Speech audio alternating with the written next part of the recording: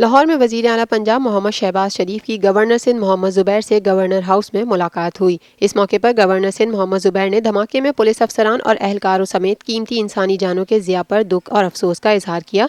वज़ीर आला पंजाब मोहम्मद शहबाज शरीफ का कहना था कि मुल्क से दहशतगर्दी के नासूर के मुकम्मल खात्मे के लिए पुरज़म है।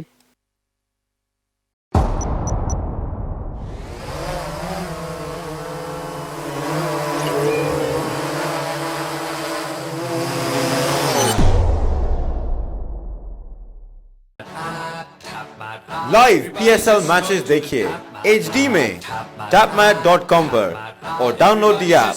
To order our TV boxes, call 021 351 55511.